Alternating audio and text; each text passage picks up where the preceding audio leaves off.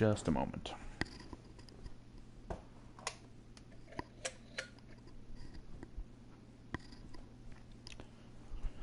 Alright, so it has been a while since I have done this.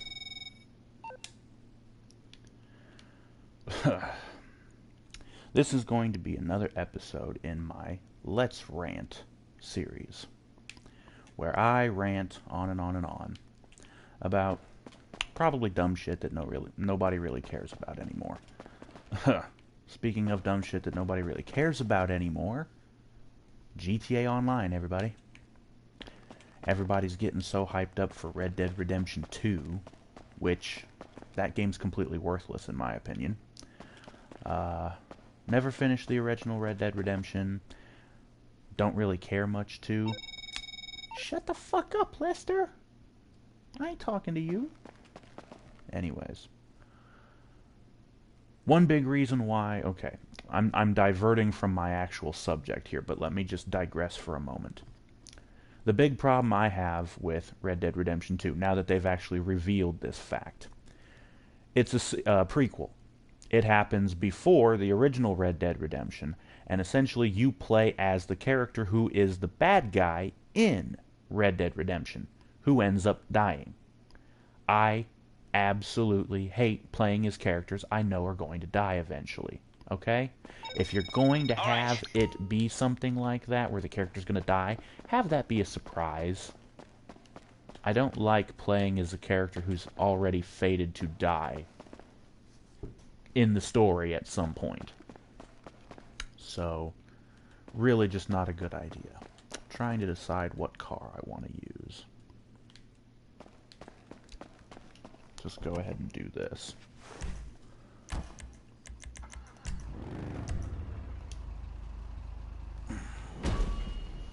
But anyways, that's the whole reason why I don't give a flying fuck about Red Dead Redemption 2. And also, I just really wanted them to focus on GTA Online and actually make that game good. Because right now, to me, it's not. I mean, well, it's okay. But once again, I will stick by what I said in my original ideas for GTA Online video, in that they keep adding content that I have no interest in.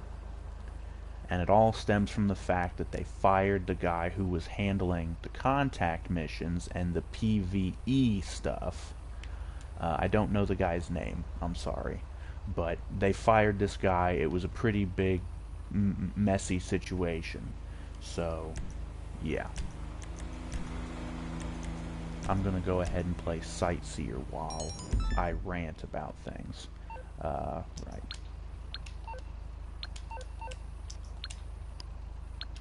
Oh, these stupid emails about that bullshit. So anyways, they're continuing their trend of releasing nothing but player versus player content and more adversary modes and more just really outlandish shit that I don't really think belongs in this game. Because it's like, okay, so it's GTA Online, you're a career criminal, and you're running free on the streets of Los Santos. So the guys at Rockstar are like, well, what do we let them do? You know, understandably. But then they're like, you know what we should let them do? Completely outlandish shit that would never happen in the real world, you know? Real career criminals would never do this shit. You know, stuff like gun running, or the newest Smuggler's Run stuff that has come out. Career criminals wouldn't waste their time with this shit. It's too strenuous. It's too ridiculous, and it requires too much startup money to really be plausible as a good way of making money. You know, the heists make sense. Sure, career criminals would do that. I mean, they already do. So, okay, that one makes sense. Why not add more heists? Why not have more stuff that actually makes sense within the context of what's going on? You know, why not add more places to go, or at least more interiors for the world for you to explore? You know, some of the nightclubs. That was a mistake. Oh well. You know. Anyways, I'm just not really a big fan of the stuff that they've been adding. I don't think half of it's really realistic, you know, and I understand, like, oh, GTA 4 being so gritty and quote-unquote realistic is one of the things that people didn't really like about it. And while obviously it's a video game and it doesn't have to be absolutely super-duper hyper-realistic, there still needs to be some semblance of reality, because if you go too far over the top, you know, like the Saints Row games have done in recent years, it becomes so fantastic that it's completely unbelievable that this game could ever take place in any semblance of reality. It's way too over the top, it's way too cheesy. For me and the Saints Row series, that all started with Saints Row the Third, where, let's see, you go to a completely different city, which that in itself was kind of a dumb idea in my opinion, because changing the original setting from Stillwater just kind of, you know, you take the Saints out of their original city and then you just put them in somebody else's city. It just doesn't make any sense. But once again, I digress. And also having Burt Reynolds playing himself as the mayor of this other city and having a zombie outbreak happen during the story of the game. It wasn't like a side quest or like a mini game like it actually was in Saints Row 2. They actually had a zombie mini game in Saints Row 2, but it was a mini game. It had no bearing on the actual story. And this might actually end up sounding hypocritical because I'm going to end up talking about zombies in a little bit. Yeah, but anyways, I'm still going off on a tangent here.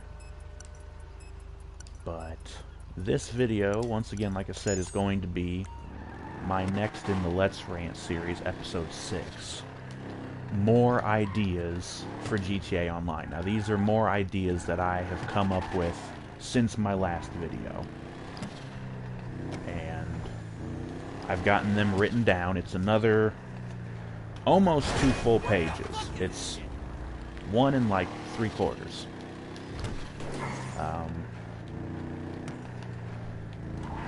But yes. And see, here's the funny thing about it is I don't even really much care about GTA Online anymore myself. I haven't actually played the game in several weeks, possibly even a month or so. Just because, once again, like I said, they keep adding more content to the game that is completely ridiculous and ridiculously overpriced. All these new things like the gun running and the Smuggler's Run stuff, you have to buy these super expensive buildings that you have to have in order to do the stuff. And then you usually have to buy a bunch of vehicles, which are also extremely overpriced. And in my first video, you guys all heard how much the overpricing of everything pisses me off about this game. Once again, the whole complete unrealism of this game. And once again, it also just bothers me that there's the whole disconnect between the single-player story mode and the multiplayer mode, where things in single-player story mode are much less expensive. And so, the shitloads of cash that you earn from the heists in single-player mode, that cash can actually be used to buy you good stuff. And, you know, it'll actually last a while because the stuff in single-player isn't so expensive. I've actually been thinking about playing the single-player mode just because I've never finished the GTA 5 single-player mode. And I don't know if I ever will. I'm not sure if I'm even really willing to play the single-player mode because of my hatred of Trevor and how prolific he is in the single-player, considering you have to play of him for a decent chunk of the game. and that prospect doesn't interest me in the slightest.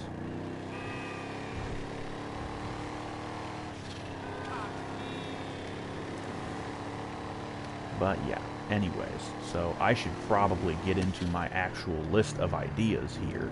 So I'm just rambling on and on and on, but this is the rant. Let's rant. So I was ranting for a minute, but anyways, maybe I ought to change the lights back because I can't really see.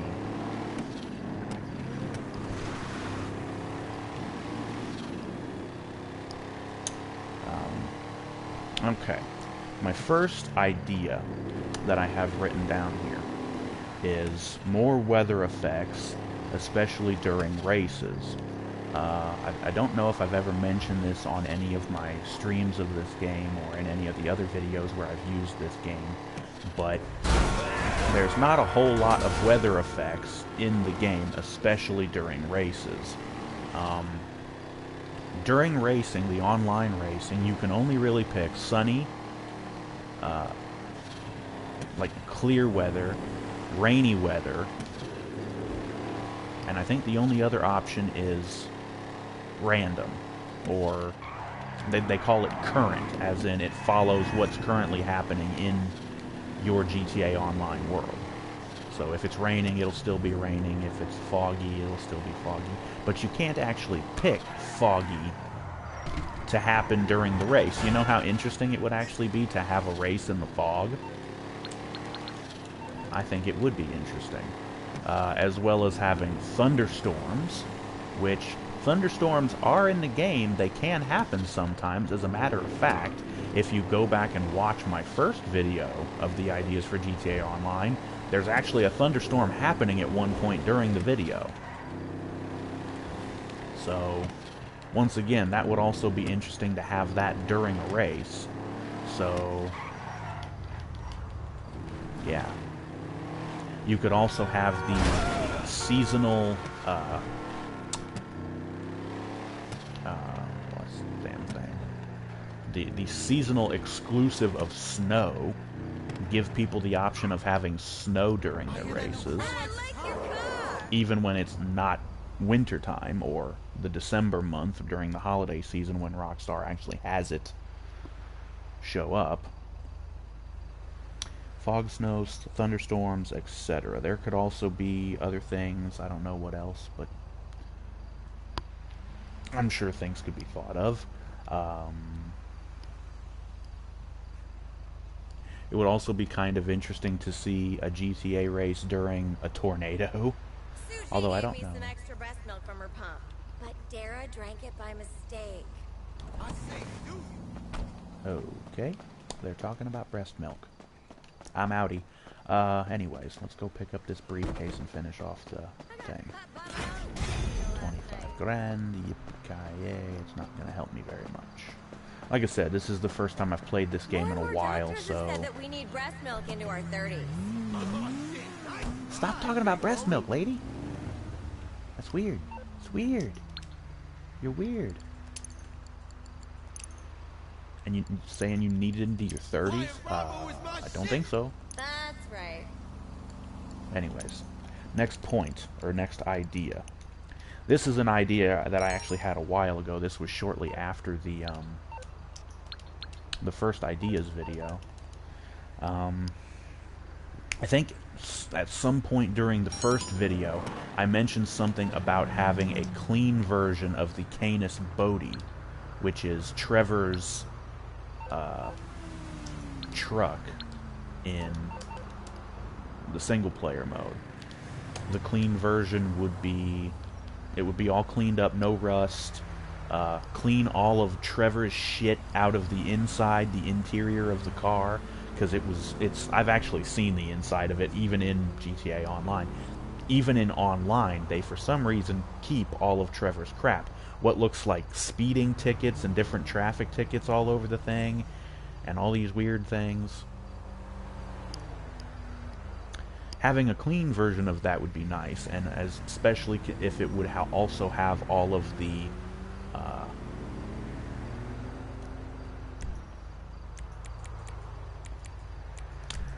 especially if it had access to all of the same body mods and things that the Rusty Rebel has access to. That would also be nice. It would also be nice for them to, you know, give the clean Rebel all of the stuff that the Rusty Rebel has access to.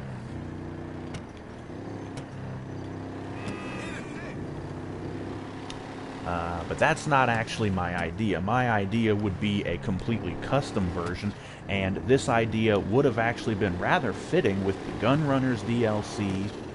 It's not even DLC, they're just updates. DLC implies that you have to pay for it, and you don't have to pay for it. Rockstar's actually been rather cool. All of this update content is free of charge. You don't have to pay anything for the content itself, or rather, downloading it onto your PS4 so that you can actually have it in your game. You still have to pay in-game money for it to buy everything, and the in-game money prices are ridiculous. That's how they get you. You don't actually have to pay for the update itself, but you have to pay a ridiculous amount of in-game content, usually requiring people to go out and get shark cards, because they keep pushing this goddamn shark cards. I really fucking hate the fact that Rockstar put shark cards or any kind of essentially microtransactions into this game.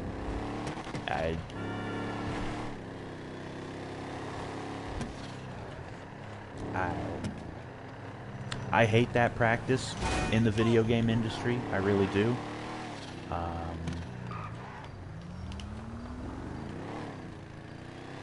But anyways, once again, the Canis Bodie.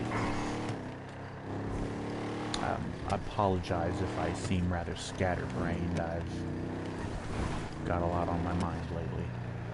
Somebody's come into the channel. How you doing? Oh, I probably ought to get the comments up on my phone. Come on, doofus. Load it up. There we go. Oh. Yeah.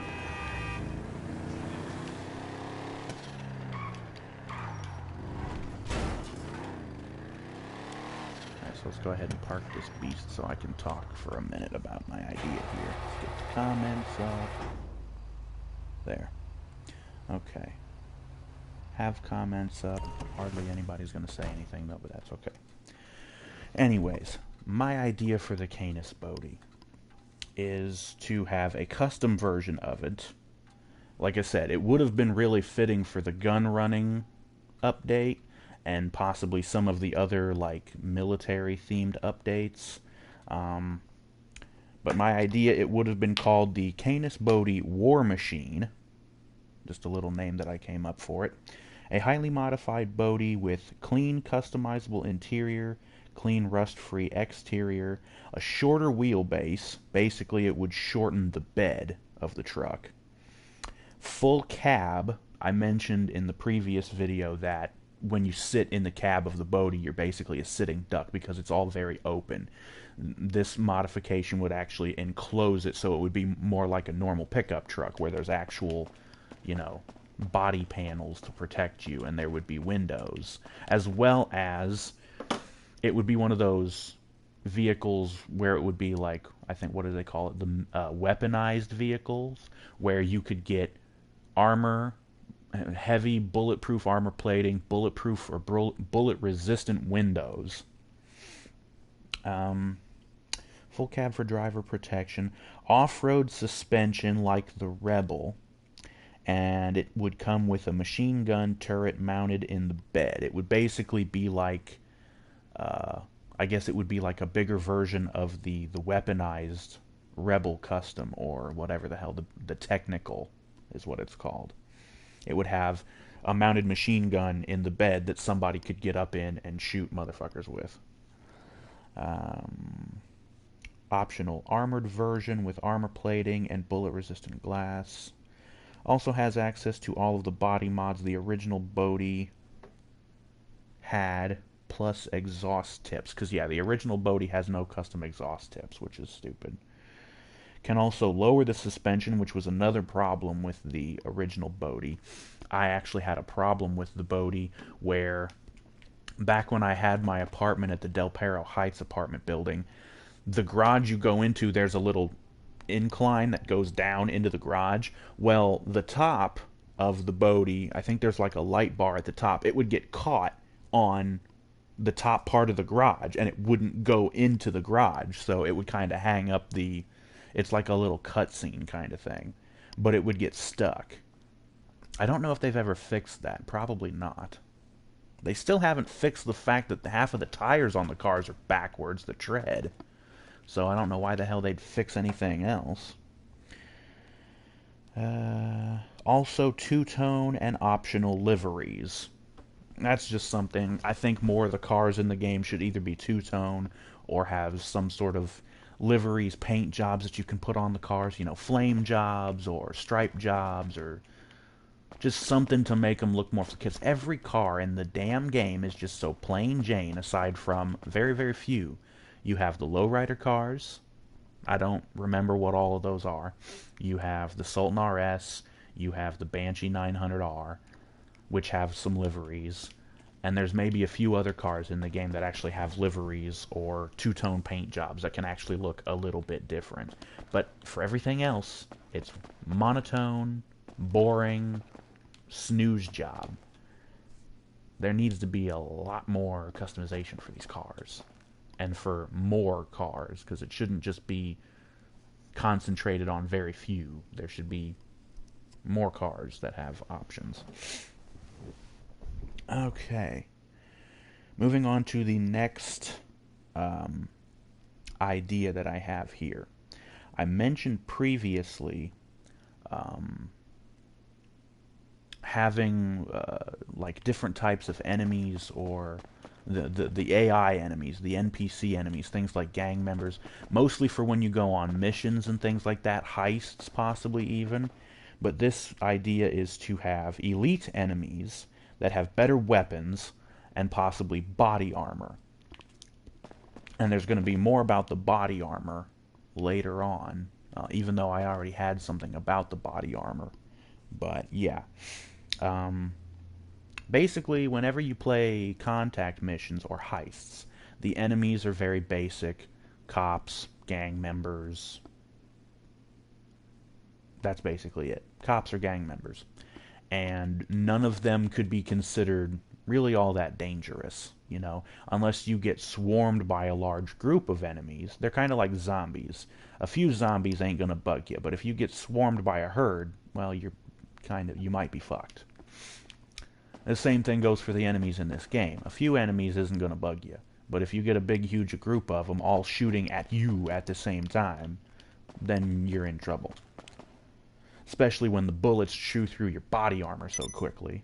But once again, we'll be coming back to that later.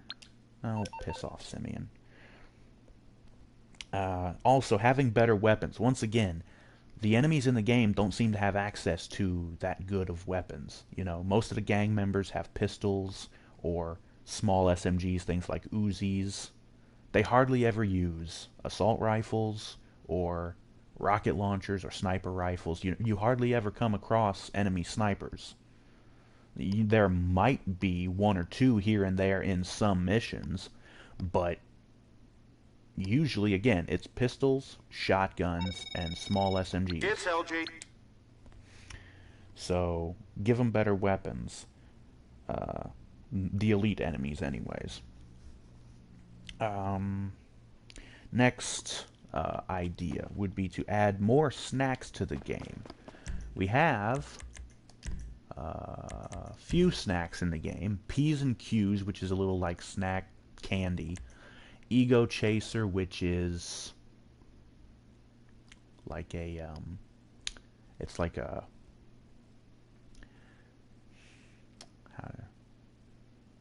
what would I call it? It's not a candy bar, but it's like for athletes, like a protein bar, something like that.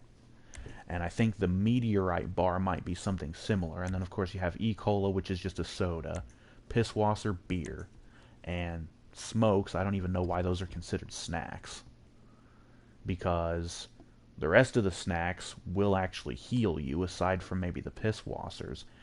Smoking cigarettes actually hurts you. Very, very small amount of damage, but it does take away from your health. my idea is to add more snacks. Like, a lot of these things are things that are already modeled in the game, things that you can see pedestrians carrying around, and if you bump into them, they'll drop them onto the ground. Things like donuts, cups of coffee. Yeah, things that can be dropped by pedestrians.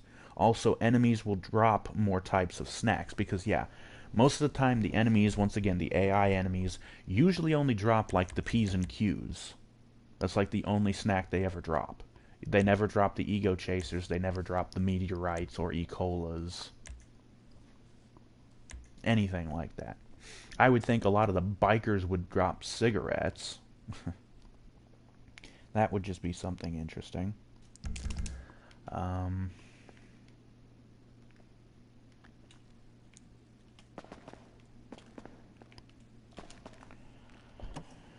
Okay, over to the next idea. When wearing body armor and you actually have it visible on your character, yeah, you can actually go into your menu once again, and it's under Style now. No, it's under Inventory, Body Armor. You can actually have it show armor, and you can show the different types of armor.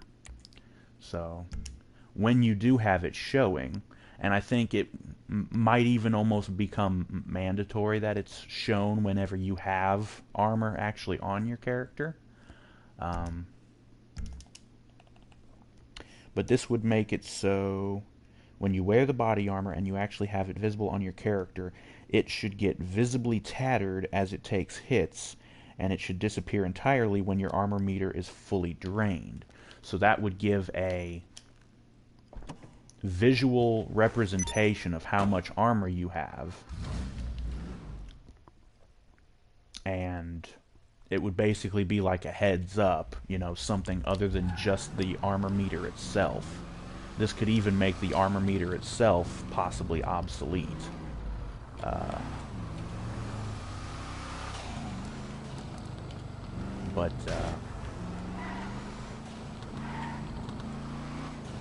It would just, like I said, have a visual representation of how much armor you have left, so you could actually see it, and it would give you like a heads up, say, hey, you might want to put some more armor on. You know, something small, but just a little change that I think would be interesting. For my next idea, I could actually use to go to the proper location if I can get this thing to stop sliding all over the place. Let me pull up my map real quick, because I need to go down here.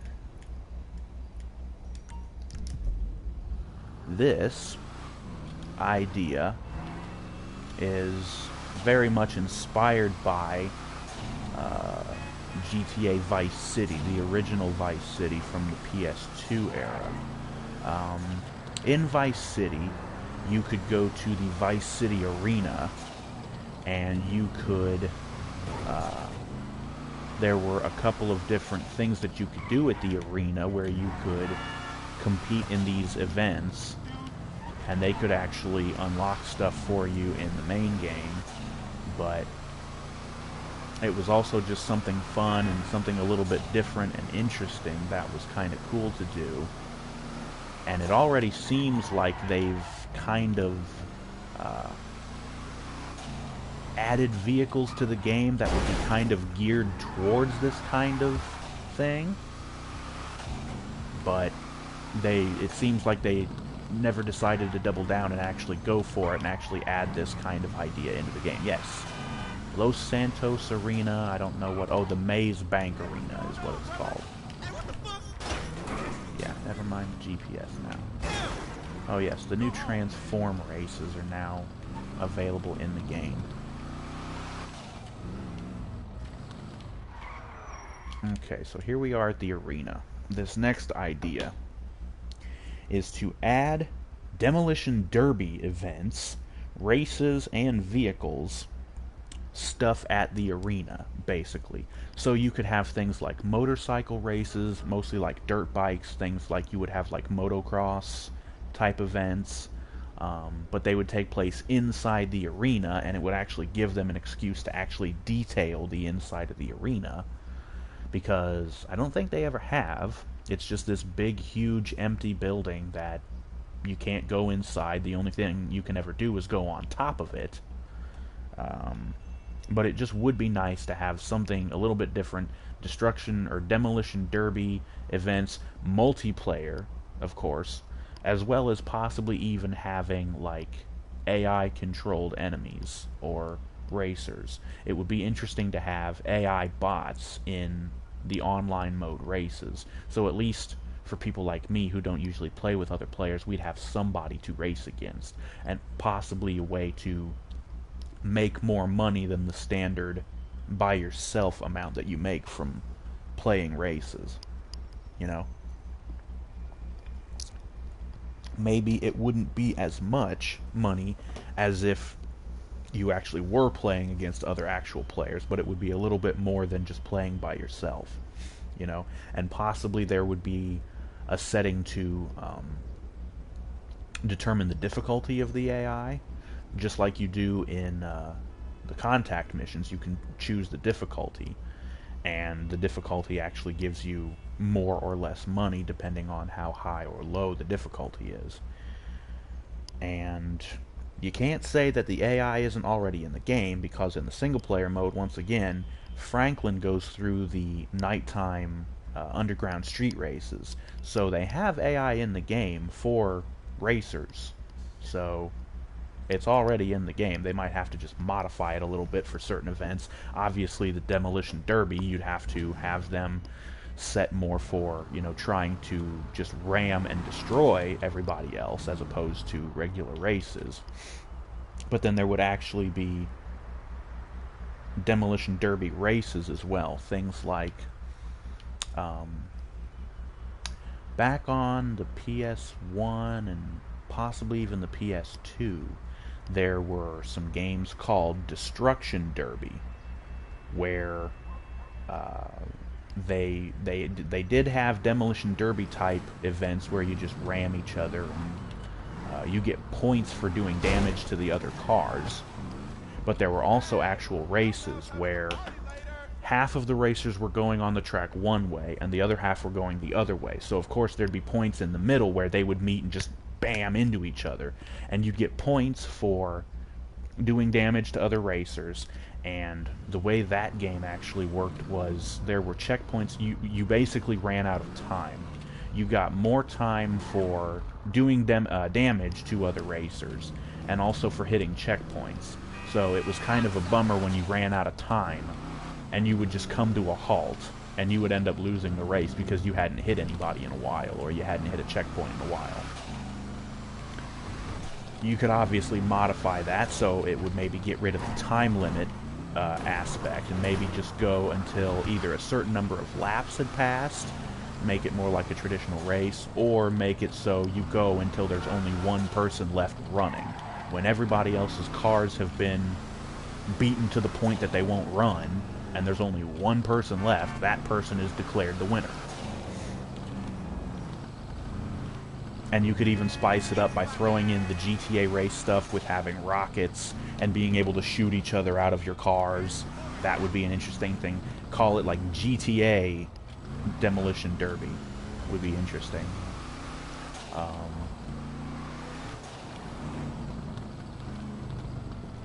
But yeah, so, and like I mentioned, they already kind of added a few things, or a few different vehicles to the game that had like body mod options that were kind of Demolition Derby themed. Like, there's the Warrener, which is a car.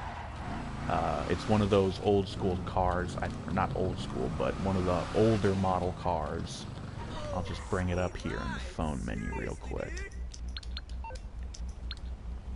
The Warrener was a four-door, like, sedan kind of car. Hello? It's under the Southern San Andreas Supercars. Hello? Hello? Is anyone there? No. Hang up. I can hear you breathing. Okay, that's creepy. The Warrener. Yes, the Volcar Warrener. way overpriced at 120 grand for such an old car. But one of the, or actually a couple of the mods for it, the body mods for it, there were headlights that had little X's of tape across them, and that's actually something they do in demolition derby events, is they tape up the headlights so that when the glass or plastic headlight covers break, they don't go flying everywhere, because that can get in people's eyes and cause problems. The other thing that they have as a mod for that game is, or for that car, is what they call the Shotokan exhaust, which is where the exhaust pipe goes way up the back, and it kind of has the exhaust going up over the car. And I think that's another thing that's common in Destruction Derby. Oh yeah. And that was the other thing with this car. This car looks eerily similar to the Warner, doesn't it? It's a two-door version, and it ain't from Volcar. It's actually Vapid, so it's Ford. If I remember correctly, this is actually supposed to be a Ford. It's like an old model Ford Escort or something like that. But it was a rally car, so they had the rally stuff added for it. Once again, really overpriced, but yeah. Here's another interesting idea that I had, once again harkening back to previous games where this was actually possible and already in the game. Most notably, it would have been, I think, in GTA 4, the Ballad of Gay Tony expansion, playing as Luis. He had access to these fight club locations. They were like underground, back alley kind of brawling, bare knuckle fight club stuff. And you'd be able to fight AI opponents, and since it's on the multiplayer thing, you'd also be able to fight against other players in just fist fighting melee combat. And once again, it'd be very underground stuff. It would probably only happen at night. But there would be these underground fight club locations where you can fist fight other players or AI bot enemies. You win prize money and can level up your strength skill, as well as new skill toughness, which is another idea. New skill toughness, which would be your resistance to all forms of damage. So obviously, the tougher you are, the less damage you take. So that would be nice. The fight club locations would be in the seedier parts of town, in abandoned warehouses. You could participate in the fights, or you could spectate them and place bets on who will win. They already have the bet placing option in races. It would be interesting to have them see it, or see them have it in other places. And once again, in my previous video, I mentioned them bringing in the casino, or opening up the casino and having that kind of gambling and stuff like that, which would be interesting. Something tells me the casino may never happen, even though they tried, because like I said, there was that leaked audio footage of the voice actors who do the voices of the characters in game. They had recorded lines of dialogue for the characters to say, oh, have you heard about the casino is opening up, shit like that, you know. But anyways, I think that at least having this underground fight club thing would be interesting. And again, it would also give us more stuff to do. Nice ride. Yeah, no shit, because you can't even find this car on the street, because Rockstar can't be bothered to add these new vehicles. Some of them are understandable, like the militarized, weaponized vehicles. Obviously, those aren't going to show up in the road. Maybe at, like, the military base, but not on the regular street. But the rest of these regular passenger cars you could have on the street. It's just that, for some reason, they don't add them. And I don't know if it's something to do with it just not being possible, or I don't know what it is. I'm actually going to go into the Los Santos Customs here as an example for my next idea. I don't know what the fuck he just said. Oh, great, there went that stupid fucking phone. Okay, that's not gonna work, so leave that down there.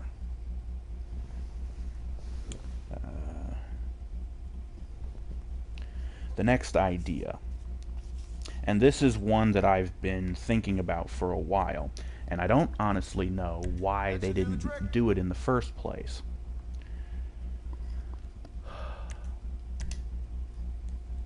In this game, which is dumb considering Rockstar's history of making the Midnight Club series, they know about the underground street racing stuff and how vehicle performance parts actually work. This idea is that vehicle performance mods should stack, meaning you would actually have to buy every level of each performance division. You'd have to buy the street part and the sports parts and the race parts, and you'd have to do that for the engine, all of the EMS upgrades. You'd have to buy all of them, and they would stack, and they would keep adding more extra performance to your car. So in order to completely max out your car, you'd have to actually buy all of the upgrades for the performance mods anyway. So your brakes, your transmission, your engine. The turbo only has one level, although it really shouldn't, because there should be more. Because there's plenty of, you know, different turbocharger things out there, and you can. There's more powerful ones and there's less powerful ones, and you should upgrade. You know. So you have the brakes, the engine, the transmission, the turbo, and the suspension. The suspension one possibly, I don't know. The suspension is maybe the only one that shouldn't stack, because the suspension really just adjusts your ride height. So it's really just a choice of, do you want your car higher off the ground or do you want it lower to the ground? Having it lower can reduce the center of gravity, which makes the thing turn a little bit better, but then you might run the problem of having your front bumper clip curbs when you try to run over those.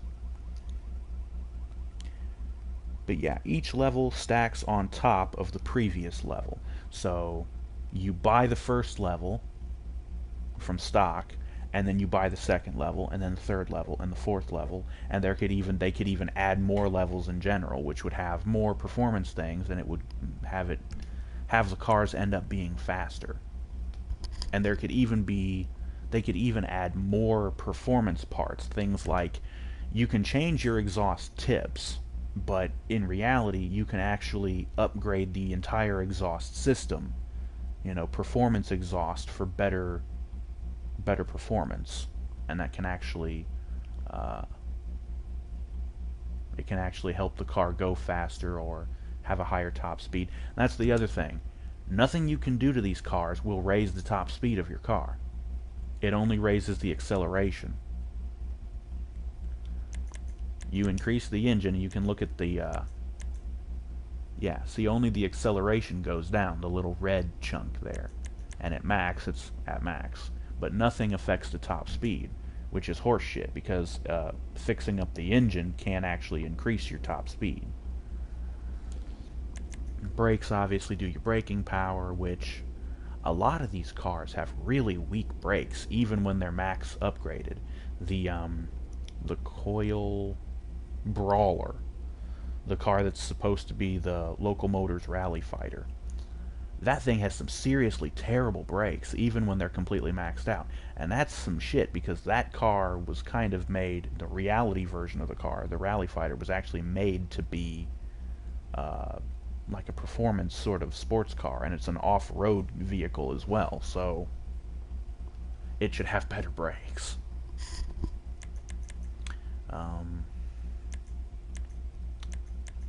I've been looking at the car mechanic simulator games here lately. I haven't actually played them yet, but I've been looking at them and thinking that while these games are interesting, it actually seems like this is something that should be a part of a much larger game, you know, where you take these cars out of the junkyard or out of a barn find or whatever. It would actually be interesting to have that kind of thing in GTA. You could actually go to junkyards and find junky cars, take them, buy them, take them to a garage, fix them up and shit like that, and make them roadworthy racing machines. And it would come complete with being able to swap out engines, changing the drivetrain, be able to change the car from rear-wheel drive to all-wheel drive, or from a front-wheel drive car to a rear-wheel drive car. As I mentioned before, the Premier is a car that I really liked in GTA 4 because it was rear-wheel drive, and then in GTA 5 they changed it to front-wheel drive. And now the thing handles like shit. But, yeah. Just more car performance parts, things for, make the performance parts actually stack, the different levels of each thing stack. Would just be interesting to have things like that, actually have things that would increase the car's top speed. Okay. Next idea. I mentioned this earlier and I said I was going to come back to it. A zombie mode. People have been wanting a zombie mode in this game basically since it started, and considering Red Dead Redemption had its own zombie mode, the Undead Nightmare, and Jesus Christ, GTA 4 had a PC mod it had several PC mods. People added their own take on zombie modes. There's already mods for the PC version where people have added zombie mod things. Even if the whole concept of zombies has been completely played out in the media because of, The Walking Dead and all these different zombie movies and TV shows, the Sci-Fi Channel has Z Nation, which I think I tried to get into that show at one point, but it's one of those shows where I really feel like you need to start it from the beginning in order to understand what the hell's going on or who any of these people are. So I tried coming in way late, and I'm like, I got no clue what's going on, so at some point I may end up in starting that show from the beginning, but until then, don't know. But having a zombie mode in this game, it could be completely separate from the main online mode, so it would be optional. You don't have to play it if you don't want to, because that's something that some of the people who oppose this idea they don't seem to get it. It's like, you don't have to play it if you don't want to. It's there for people who want to play it, And it would just be nice to have a zombie mode where the whole city is in chaos, and it would work a lot like the normal online mode where you could play in a private session by yourself, or you could go in an open lobby and actually play with other players. And it would take on sort of like a survival feel where scrounging for ammo and supplies and stuff would be the main hassle, and then getting into fights with zombies would be, big problem and all that shit. Oh, God. The next idea. I was talking about the PC mods. Well, one of them is called the GTA Redu or Redux, R-E-D-U-X. I believe it's a French word. It's usually pronounced Redu. But what this mod is it ridiculously increases the graphics in the game. I believe it brings the graphics in the game up to a 4K, like standard, which... Don't get me wrong, the graphics in this game are good, and they are somewhat improved over GTA 4, but we're on the PS4 now, and these graphics ain't much better than, what they were on the PS3. So, improving the graphics, improving the character models, the textures on roads and things like that, the textures on trees, which are really just flat. I mean, look at that. Those leaves are completely flat pieces of paper, basically. And,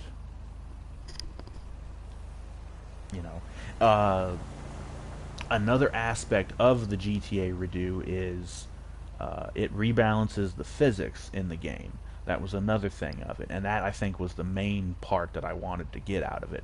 Rebalance the physics, and that includes vehicle damage physics. Like when you bang up and crash your cars, they take more realistic damage, because as it is in the game, your cars hardly take any damage. And I mean, like, okay, so you have the maxed out armor on your car, or you're driving around in just a completely, like an armored vehicle, kind of like what I've got here, where it has the body armor, so that you're basically invincible in this car. Not really, but pretty damn close. I don't know if I've told this story in one of my streams, but I was doing a stealing supplies for my bunker, and it sent me to the gas. What's the name of the place? It's the area you go to. It's over here, yeah. This gas company in Cypress Flats here. But it's actually right down here by this kind of like, it comes to this water area. In fact, I think this building here is actually where the supplies were. And it kind of had me approach it like a stealth thing. It's like, I think they said it was like Yakuza were guarding this place. And you could play it quiet and kind of take people out silently, which is what I attempted and failed. I tried to snipe people with my silenced sniper rifle that I have, the basic sniper rifle.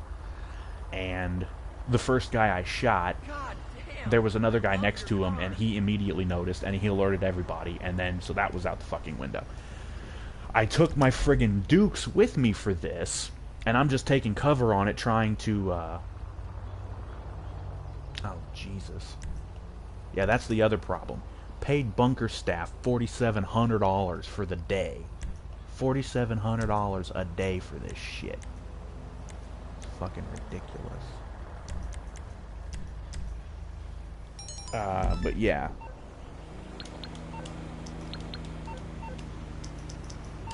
But, so yeah, I go to this place and I'm trying to find the supplies, and I ended up killing everybody, and even an attack helicopter came after me, which was a pain in the ass. Shit. Gonna trail off because I can't find the damn numbers I need. I should probably just focus on talking rather than actually playing. Where the hell is it?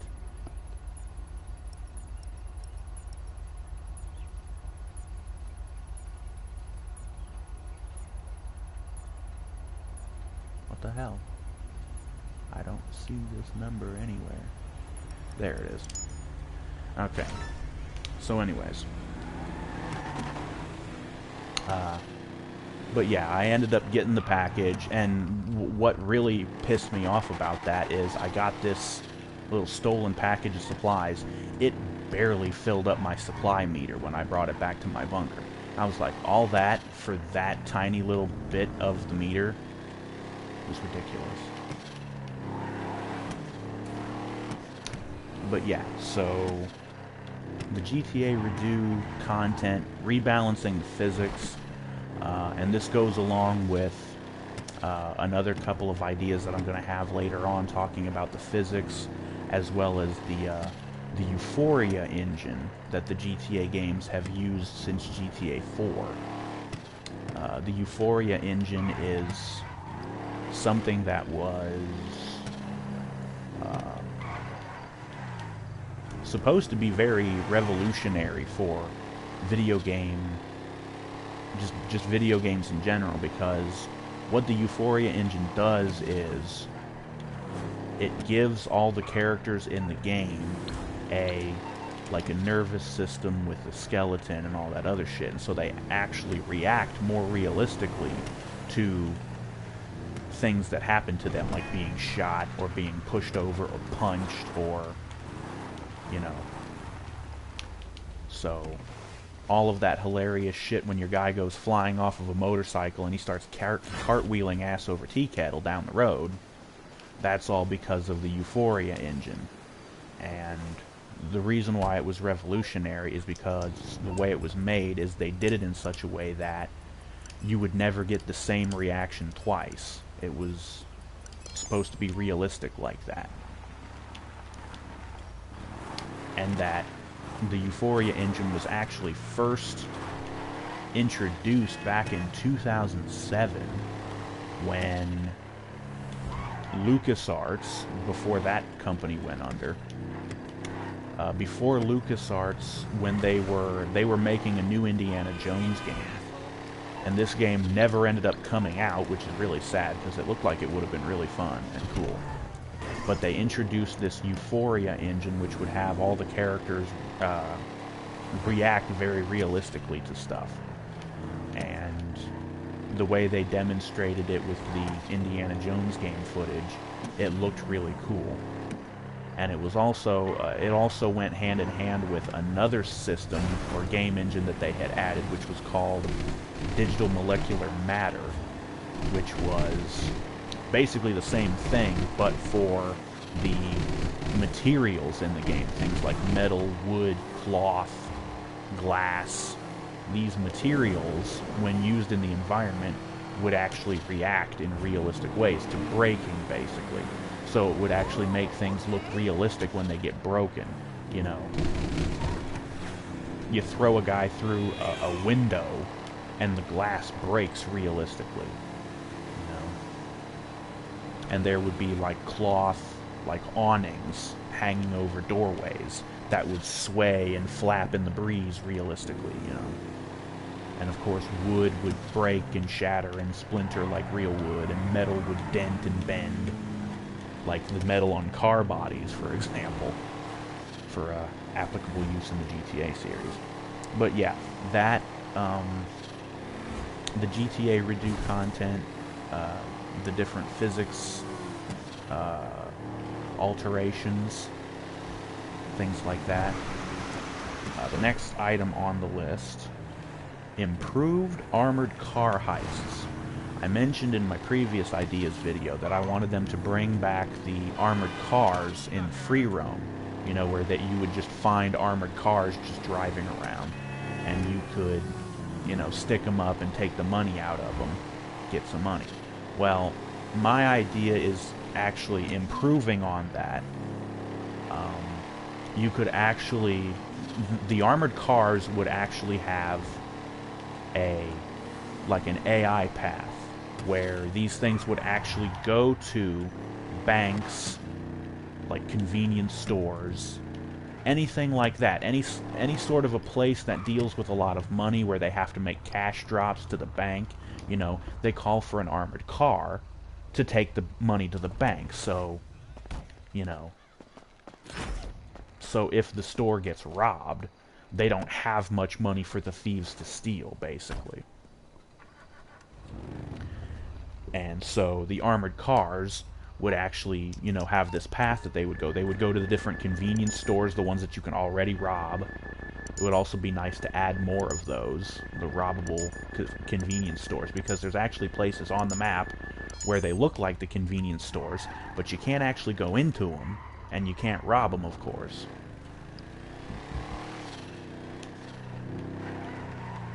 But yeah, so it would basically be like you could...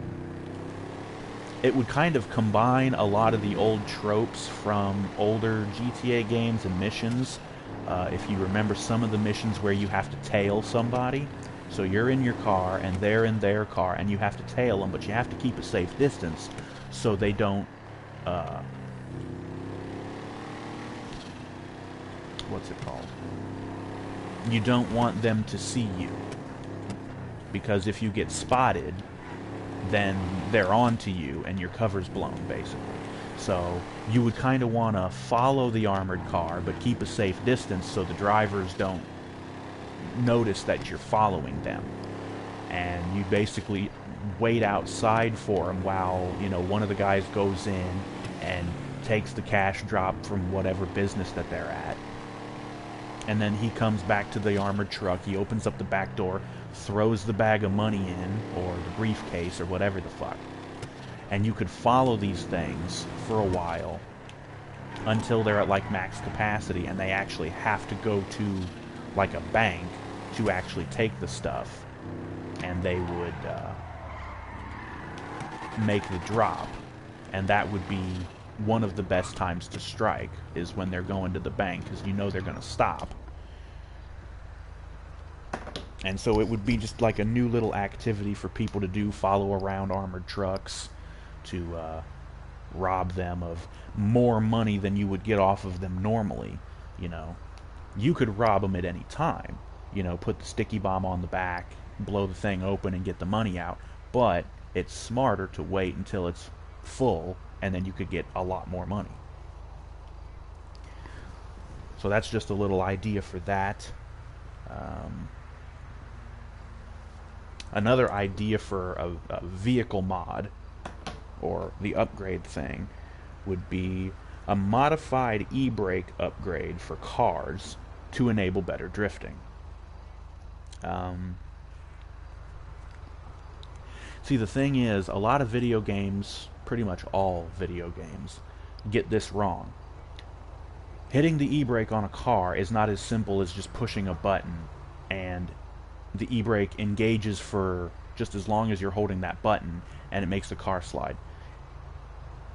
Anybody who drives a car, you know the e-brake is a lever that you pull. It has a button on it that acts as a release. It's kind of like the shifter knob for the transmission. But there's a button, and then you pull it. And you can let it go, and that'll keep, you know... Because that's actually something with drift cars, is they actually modify their e-brake so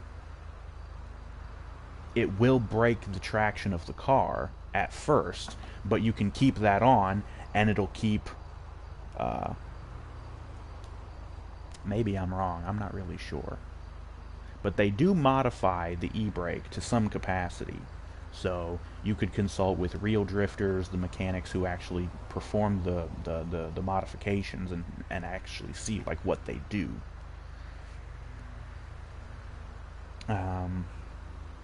This is another thing that I mentioned in my previous video. The Rockford Plaza building. I don't know if that's actually supposed to be a mall, or if it's supposed to be like an apartment building where people live.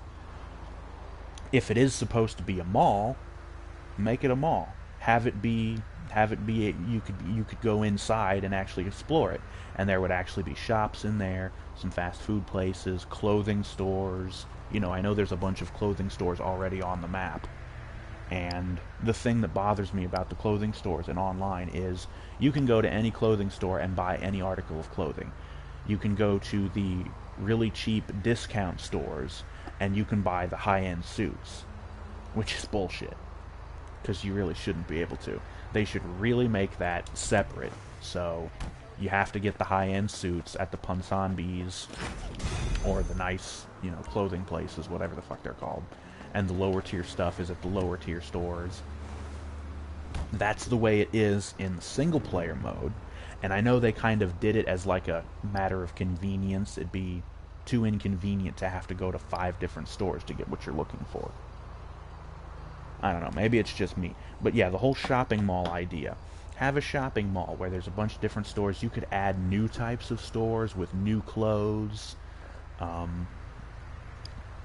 You can have an ammunition in the mall. I remember once again going back to Vice City, there was the Vice City Mall.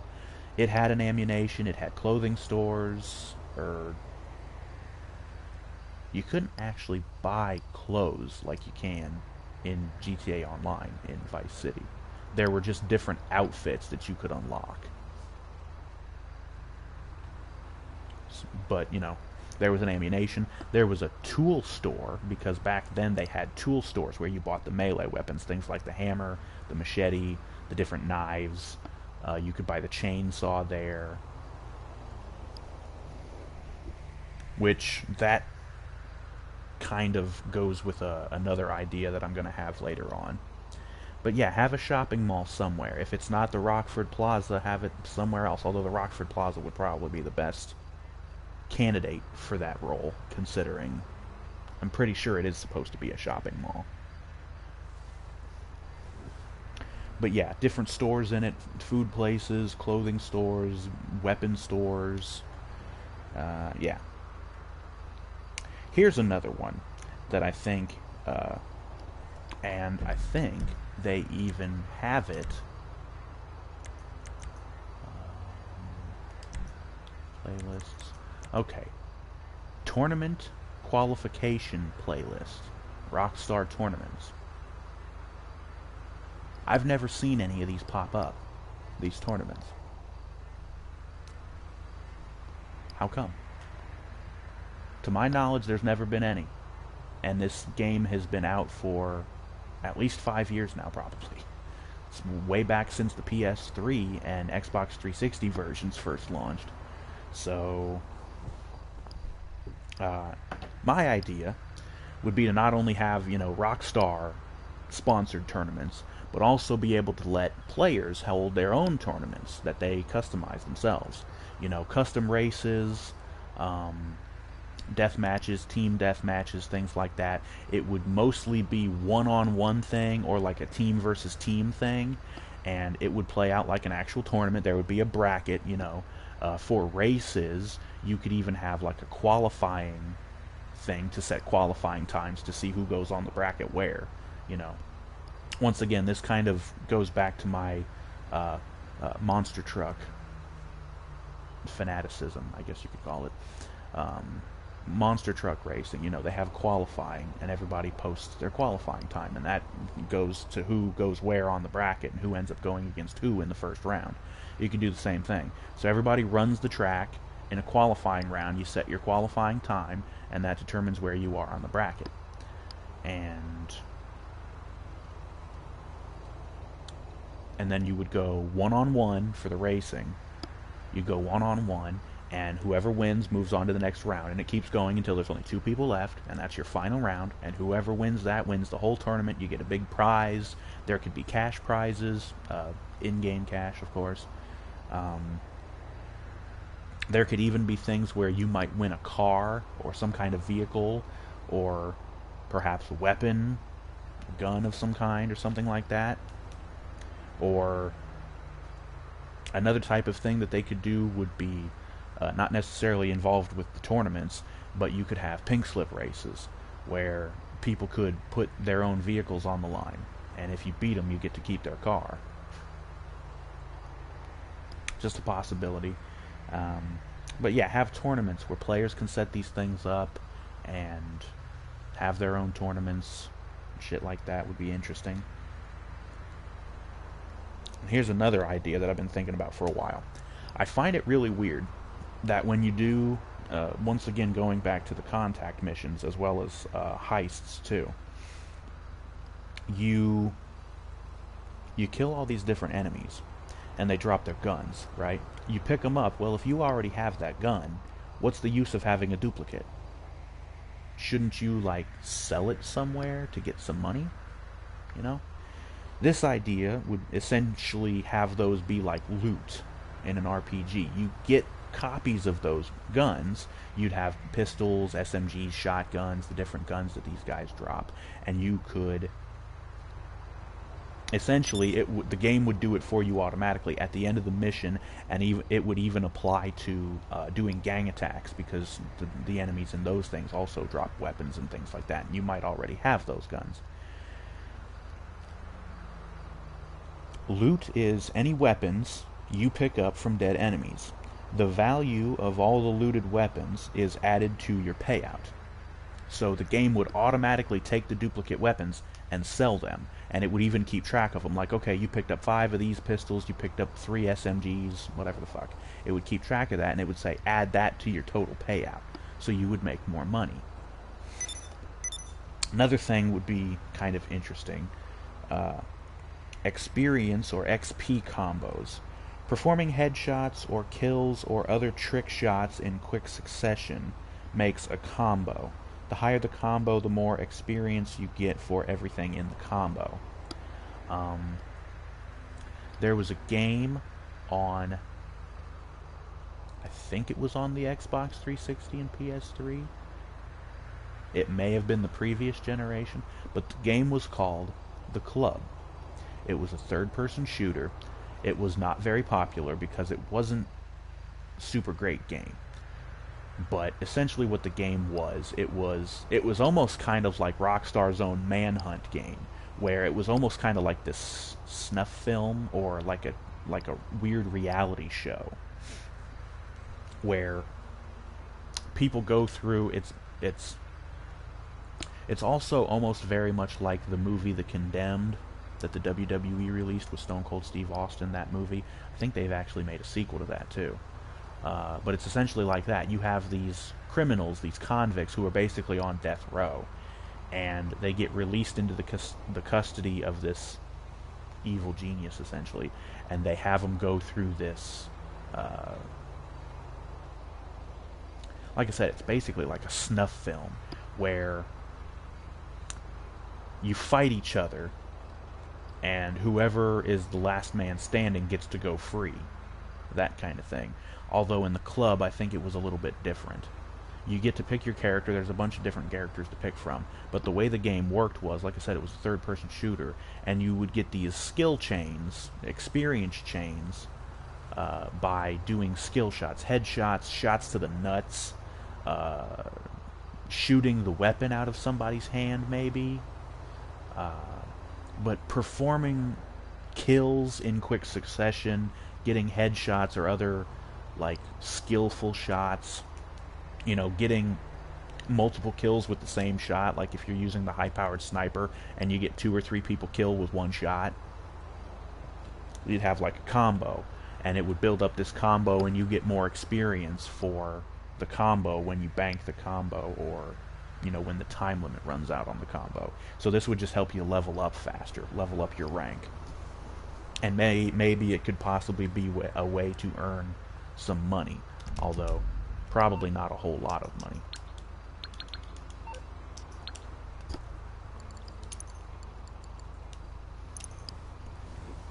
Okay, that does it for the first page. Okay. Now, I've mentioned previously that I feel like that they should add more cities to the map for the online mode. And I've already mentioned these cities. You've got San Fierro, you've got Los Santos, which is already here, Las Venturas, Vice City, Liberty City, and Carcer City. Carcer City's never actually been in a GTA game, but it is part of the GTA universe, because people have mentioned it. Some of the characters from different GTA games are actually listed as being from Carcer City, so the city does exist in the GTA universe. It's just never been shown outside of the Manhunt games, which the Manhunt games they're not a part of the GTA story, but I guess they take place in the same universe. It's weird. But anyways, this idea is, like, once again going with the idea of making the game more like an MMORPG.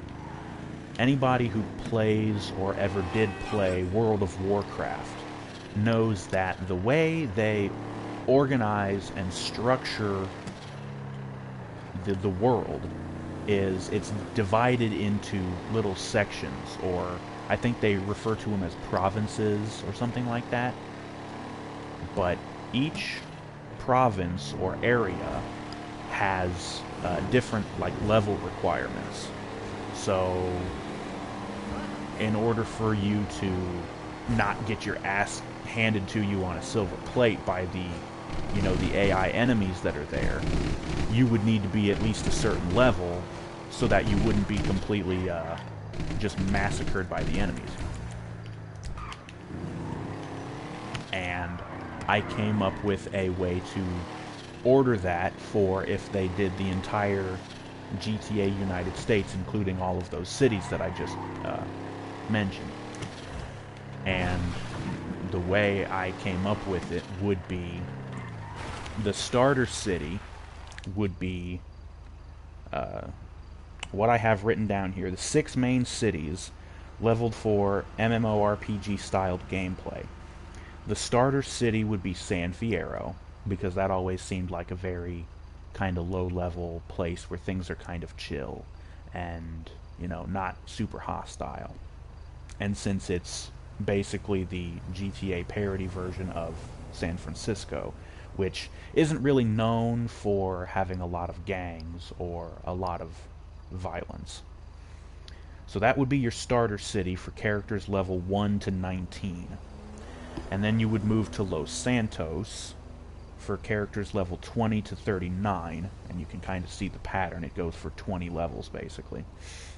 From there you go to Las Venturas, levels 40 to 59, Vice City for levels 60 to 79, Liberty City for levels 80 to 99, and Carcer City for level 100 plus. Since Carcer City is widely regarded as just this crime-ridden hellhole, that would be your max level, the hardest place to survive in, basically. You know, like all the gangs would want to kill you on sight until you... Once again, going back to my faction system idea from the previous video, you would have to gain respect from the gangs, do jobs for them to help them out, and get reputation with them so that they wouldn't attack you anymore. And that would be another aspect to how the cities would be balanced like that. Since, you know, San Fierro is the low-level one, you would start neutral with all of the gangs. They wouldn't hate you, they wouldn't like you at first, so it's up to you to work for whichever ones you want to try and gain their favor, and piss off the ones that you don't like to try to, you know, just have something to do so you can have people to kill and, you know, things to go after. But in Carcer City, you would start, all the gangs hate you from square one. You're just like, who's this new guy? Fuck him. We're gonna kill him. And so, again, you would have to take missions from them to gain their favor so that they would stop attacking you. And that would be one of the challenges that would go along with it. And the cities in the middle, they would have varying degrees of which gangs or how many gangs hate you at the start, or maybe even a couple just like you from the start. You know, maybe some of the gangs from one city might be kind of associated with some of the gangs from another city. And so it's like, oh, you gain the favor of this gang in Los Santos, so, well, we're in Venturas, and, you know, we're associated with them, so if you're a friend of them, then you're a friend to us, right? Because a lot of gangs actually do kind of work under a similar mentality, where they have, like, working relationships with other gangs. And then, of course, there's the complete opposite, where some gangs just absolutely hate other gangs. And that would be the other thing. You would have, oh, so you're friends with this gang, well, they're our rivals, so we don't like you. Shit like that. That's that idea. And going along with the gang stuff, here's an idea, something that really pisses me off. The gang attacks that appear on the map, the big red circles that you'll find every now and then. The gang attacks and other free roam activities should no longer start automatically just because you walk into the red aura, or the red area on the map. Instead, a prompt should come up asking you if you'd like to start the activity, and you would have to press probably a direction on the D-pad to say yes or no. That way, you don't have to blunder into a gang attack by accident. Say you're just driving around having, you know, just trying to drive around and have fun. You go into a gang attack area, you know, unknowingly, and it just triggers automatically because that's the way it works. Well, this would actually change that, so you would actually have to activate the gang attack yourself to actually engage in it. So you don't go blundering into it accidentally, because you can get yourself killed if you blunder into a place, and then, like, you say you get your car stuck, and you're stuck, so you can't really get out quickly. You have to run away on foot, and you've got no protection because you're out of your car, so that can fuck you up.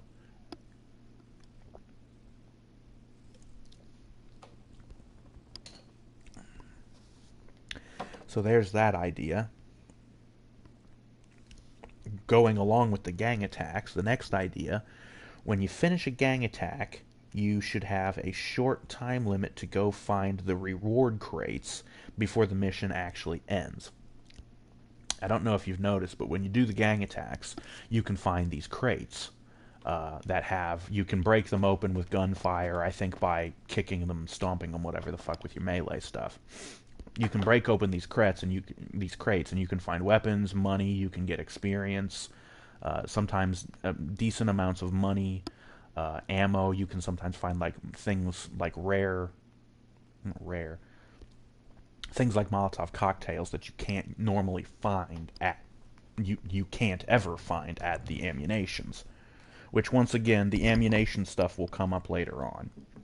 But again, this would change it so that after you kill the last gang member of the gang attack, the mission doesn't just end automatically. You have a short time limit to go around the area and try to find those crates. So, because basically the way it is now, when you do a gang attack, you basically have to leave one guy alive so that you can go and find the crates before you finish and kill the guy off and then finish the mission or the gang attack. This would just give you a little bit of time after you kill the last guy for you to go around. Say they'd give you a minute or 2 minutes or something like that to try and go around and find these things. So you could at least get something extra out of the mission and not just essentially come up empty-handed.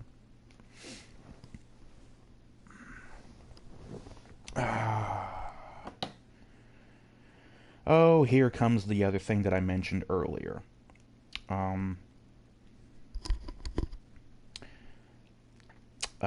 I mentioned the GTA Redux mod thing for the PC and that content. Another part of that, I believe, was the euphoria physics for people. You know, there's these comparison videos, you can probably find them on YouTube, where they compare the physics from GTA 4 versus GTA 5, how people react to being shot. Like I've mentioned previously, being able to just push people downstairs in GTA 4, which I thought was funny as hell, and it would be nice to bring that back and just be able to push people downstairs and shit. But the idea is to bring back the euphoria physics for people from GTA 4, rebalance the physics to be more realistic. And that goes hand in hand with the next idea, bring back the gunplay / balance from GTA 4. Once again, the gunplay was more, if you remember in GTA 4, people were tougher to kill in GTA 4, you know, because a lot more enemies had body armor and shit like that. And when you targeted somebody, you used the auto-targeting system, their health would actually come up along with their armor, would come up on the aiming reticule, so you could actually see how much they had left. Bring that back, you know? The SWAT team guys of police should be wearing body armor, because they do. They don't seem like, in GTA 5, the cops don't seem to wear any kind of body armor at all. And yeah, that's good because it's easy to kill them, but at the same time, it's not... it just makes everything really rather dull. You know, things need to be more exciting, you know? Once again, not only were enemies harder to kill in GTA 4, you as the player character were harder to kill too. Once again, there were comparison videos showing Nico from GTA 4 dropping a grenade at his feet, walking a few steps away, the grenade blows him up, he flies away, but he survives and he gets up. He took probably some heavy damage, but it didn't kill him instantly. And then the video shows one of the characters from GTA 5, Michael or Franklin or Trevor or whoever, drop a grenade at their feet, walk the same distance away from the grenade goes off, they die instantly. Just outright. Not even, nope, you don't survive at all. From the same exact scenario. The same kind of hand grenade, you walk the same distance away from it. You are weaker in GTA 5 than you were in GTA 4.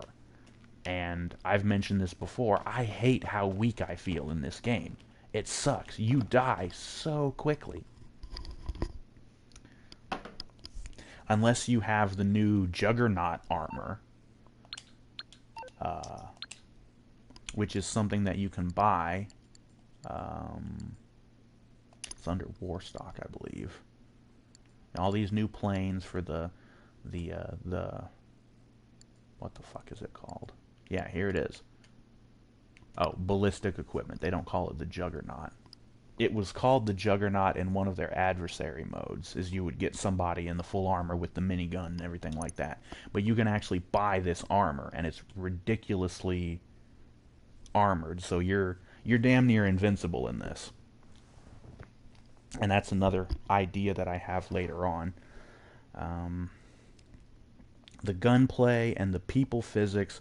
people reacting to being shot in GTA 4. They would actually sell it, different depending on where you shot them. You shoot them in the leg, they would clutch their leg and kind of stumble.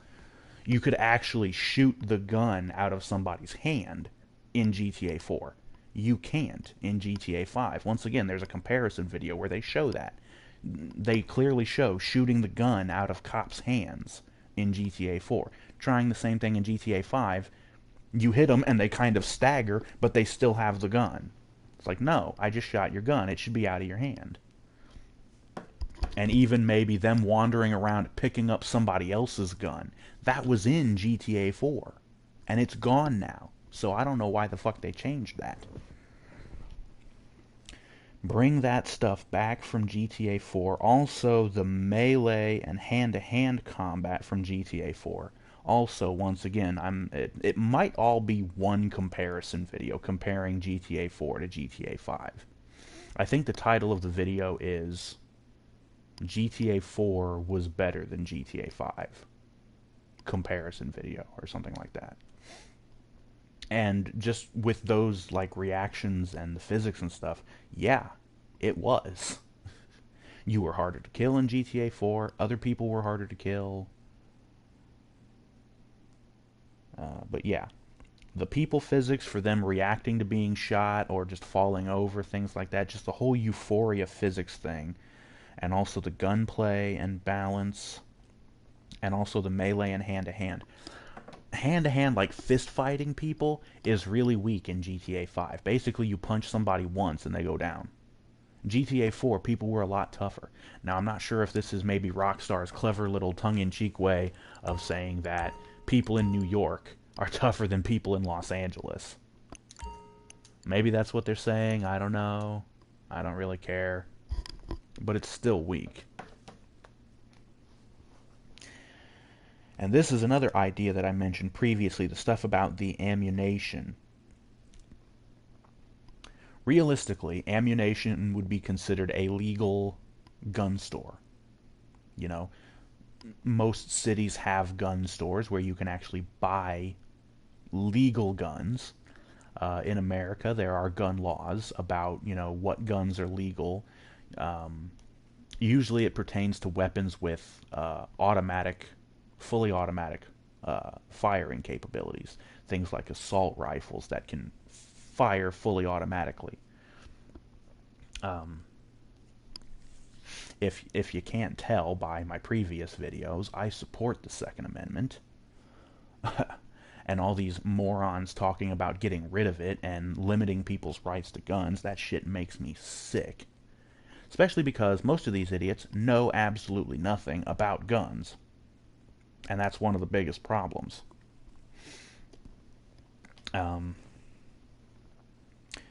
This idea, once again harkening back to GTA 4, if you remember the gun places, the weapon stores in GTA 4, there were no ammunitions in GTA 4. There were none. You could not find an ammunition in Liberty City. All of the gun stores were essentially like run out of somebody's basement. You had to go down a back alley and go down a little flight of stairs into somebody's basement, and they had this like underground, like black market gun dealer. My idea would be to add those types of gun dealers into GTA 5, the online mode. Keep ammunition. This would be the way it would work. Ammunition would be considered the legal gun store, where you would be able to buy legal weapons, things like pistols, shotguns, possibly the low-powered sniper rifle, and probably the marksman rifle as well. Guns that are only semi-automatic, because those would be the legal ones. Like I said, pistols, handguns, aside from the armor-piercing pistol, because that's fully automatic. The ammunition would sell legal weapons, and they would possibly even have things like the knives and the other legal type melee weapons. You would have to go to the illegal underground places to buy the illegal weapons, things like assault rifles, submachine guns, the armor-piercing pistol, the high-powered sniper rifle, because that sniper rifle is essentially the Barrett 50 cal sniper rifle, which is military issue. It's a high-powered, armor-piercing. It's basically designed for tank busting. The 50 BMG round that gun fires can pierce through tank armor, and it can punch straight through concrete walls. It's that powerful. So that would not be a legal gun. So you would have to get that at the underground places, as well as all of the explosives, grenades, the sticky bombs, the proximity mines, and even probably tear gas, although tear gas might be considered legal. I'm not sure. But you would have two different types of gun stores. You'd have the ammunitions, which are legal stuff, and then you'd have the underground black market stuff that would be the illegal weapons. And so you would have this divide between the two.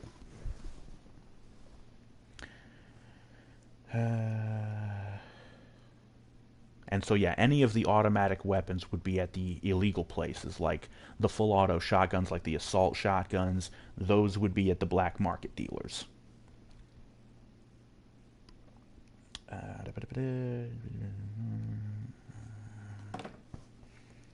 The RPGs and the miniguns would also be at, as well as the heavy machine guns, would also be at the illegal black market places. And also, one other suggestion about that is reclassify the Tommy gun. For some reason, in this game, the Tommy gun is considered a heavy machine gun. It uses heavy machine gun ammo, but it's not.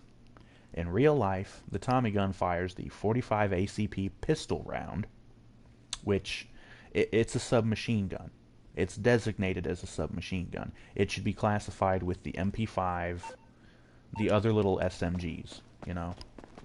It should not be considered a heavy machine gun, and it should not use that kind of ammo. And the whole ammo thing will also come up later, but that's for the different weapon vendors and things. Moving on to the next idea. This one's maybe kind of optional because maybe some people might be attached to some of these weapons. I don't know. But this idea is to get rid of stupid/unnecessary weapons like the cavalry dagger, the broken bottle, the switchblade, etc. Things where, essentially, there's 5 or 6 different knives in the game. You really only need one, maybe 2. So get rid of the ones that are superfluous. And the broken bottle is just a shitty weapon. And the cavalry dagger is just kind of gaudy, you know.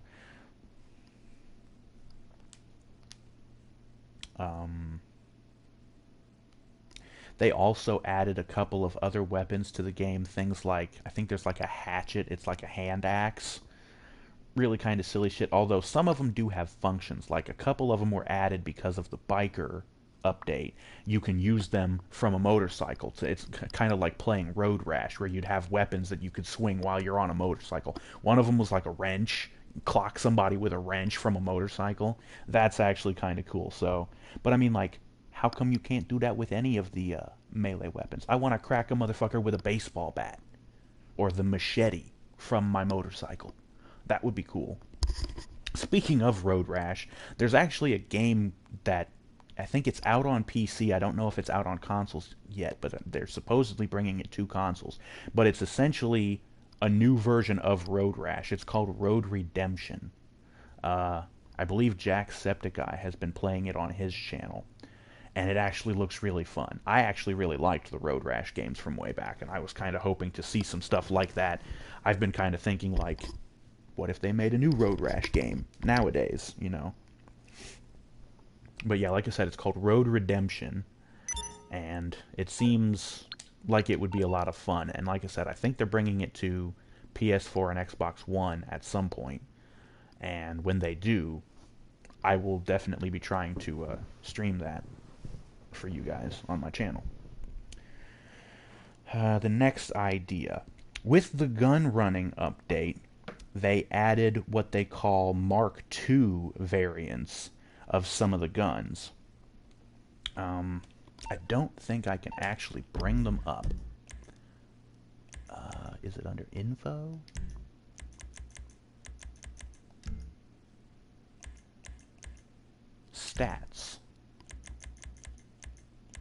Weapons.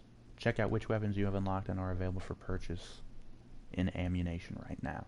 You can also view the vital details in your personal stats for each weapon, including...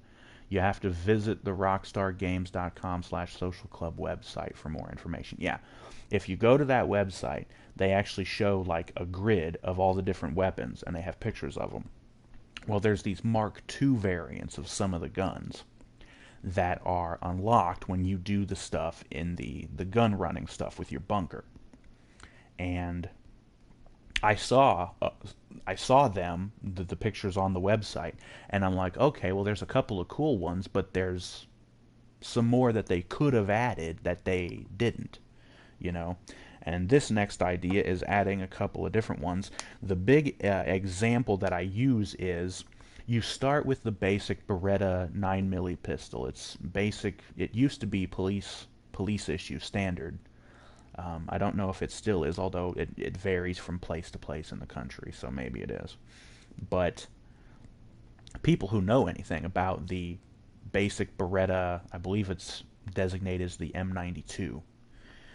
There's another version of the Beretta that was made famous by the original series of RoboCop movies, which is the 93R version of the pistol, which is capable of at least burst fire capabilities, if not fully automatic. And it has like a compensator on it, and well, this is the RoboCop version. It has like this compensator, and I think it has like an extended clip, and there's also like a little not the RoboCop version, but the actual 93R has like a little foregrip right off of the trigger guard, a little foregrip, so that when you do the burst fire, you can control it better. So that would be an interesting Mark II version of a gun that you could add, and there's several others possibly. RoboCop mods available for it, yeah. You'd be able to add compensators, things like that, because they don't have any like compensators or like flash hiders or anything on the barrels. I think it was one of the Ghost Recon games where they let you completely customize every little piece of your guns. There were, you could put silencers, suppressors on your gun. There were flash hiders. You could put different butt stocks on the gun for different levels of recoil compensation. You could put everything right down to the gas cylinder, because most assault rifles operate on a gas cylinder system. And you could actually adjust that for more or less power. It actually affected the fire rate of the gun. So you could actually slow down the fire rate so that you wouldn't consume ammo as fast. And it would also make it so that you could keep your gun more steady. It would help with the recoil compensation, because if you're not shooting as fast, you're not going all over the place and missing. So it helps for recoil if you slow down that fire rate. Spread those shots out so you can control the recoil and be more accurate. But yeah, have like more gun mods, different butt stocks. They've already added things like extended clips, magazine capacity, things like that. You can add scopes, but it's usually just there's only one option for a scope when there's several different options. You can have a red dot for like close quarters stuff. You can have an ACOG scope for more long range stuff. There's like 2x and 4x magnification. Things even goes upwards of like 6x, 8x magnification for like sniper rifles, really long distance shit, sniping essentially. And you can have a longer or a shorter barrel on the gun, which also helps with accuracy, having a longer barrel. But it also, I believe, adds to recoil, because the longer barrel gives the gun more kick, or something like that. Or maybe a longer barrel is less kick, and a shorter barrel is more kick. I don't remember. On to the next idea. Pedestrians should drop more money when killed, depending on who and where they are. Essentially, if you're in the ritzy parts of town, and you're like not mugging, because obviously you can't mug people in this game. This isn't APB. But if you If you're in the ritzy part of towns, you punch some guy in a suit, he's going to drop more money than some schmo in the downtown area, you know, right? Ritzier people ought to drop more money, you know.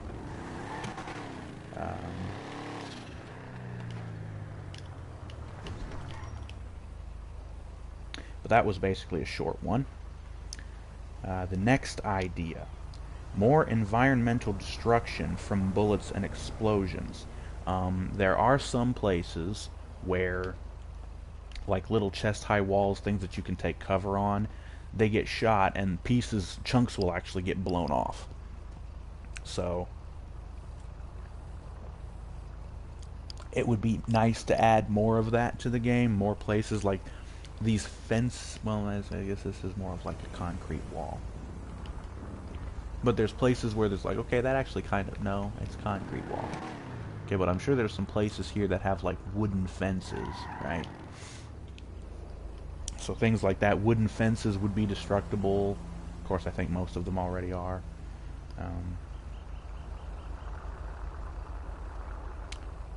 I think that's basically about it with that one.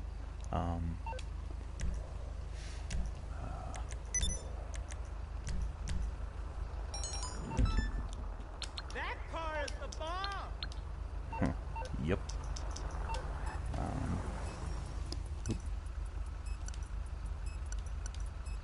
Dynamite. Next, the next idea. Adding more tactical stuff to the game, which would actually be more helpful than just adding whole new guns and things like that.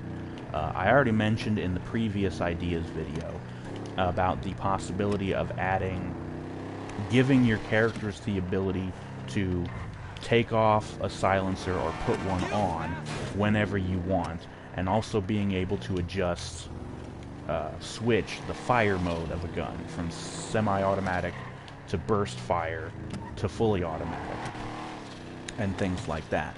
Well, another tactical idea that would be interesting would be to add different types of ammo to the game, and this would also go along with making sure that each gun actually runs on the correct type or caliber of ammo. And that would also help with the whole Tommy gun thing of it being, like I said, it's a 45 ACP SMG. So it would use the same ammo as, I believe it's referred to as the heavy pistol, which is the 1911 Colt looking pistol, which also uses the 45 ACP round. But yeah, different ammo types, things like armor-piercing rounds, hollow point ammo, and also things like incendiary and explosive rounds, which are already in the game as cheat codes. If you play the single-player mode, you can actually get explosive or incendiary rounds. You can light people on fire with them, or you can blow them up with explosive rounds. So that's already in the game. It just needs to be put in as something that you can actually switch to. It would be like playing Fallout New Vegas, where you could actually switch ammo types. I really appreciated that ability because it was realistic, number one, because in real life there are different types of ammo. You know, you've got armor piercing, you've got hollow points, you've got explosive, you've got incendiary. And that's actually I mentioned this just a second ago, but that's actually the next idea, was to make sure the guns all use their proper caliber of ammo. And so you would just stockpile the caliber type for the guns that you use, and they would run off of that ammo. And the whole different types of ammo, like I said, the armor piercing and things like that, would also come into play with the elite enemies that I mentioned earlier. Some of them would be wearing body armor. Well, what's good against armor? Armor piercing. Hollow points ain't actually going to do anything against armor, because hollow points are meant to go into a human body and shrapnelize and do a lot of damage that way. Well, if it can't actually puncture your flesh, because if there's body armor in the way, it's not going to puncture your flesh. And that's another type of ammo that's actually come into, I don't know if it's come into the headlines or not, but it's been talked about a lot here recently. A new type of ammo called RIP ammo. Which essentially, the tip of the bullet looks like the petals on a flower. And they just kind of spread out when they go into a human body. It fucks people up really bad. A lot of people are thinking, like, should it be illegal? Shit like that. Whatevs.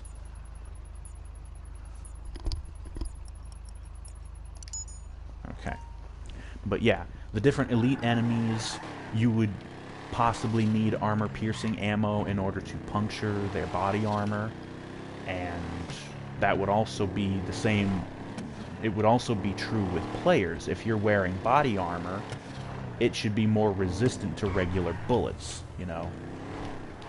So, if somebody's wearing body armor, you switch to your armor-piercing ammo, and then you start tearing right through their armor.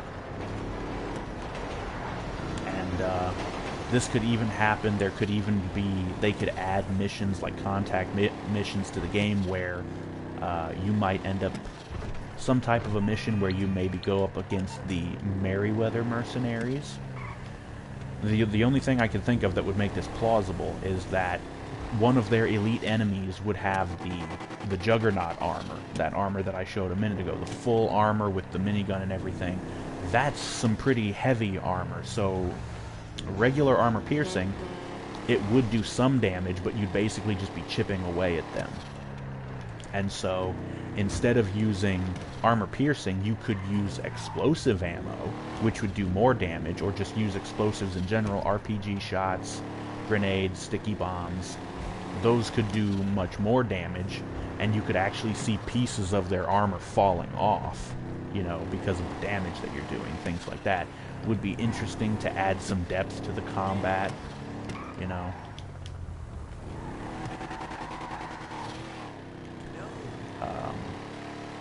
You could also possibly use incendiary ammo to just light the guy on fire to just kind of bypass the armor.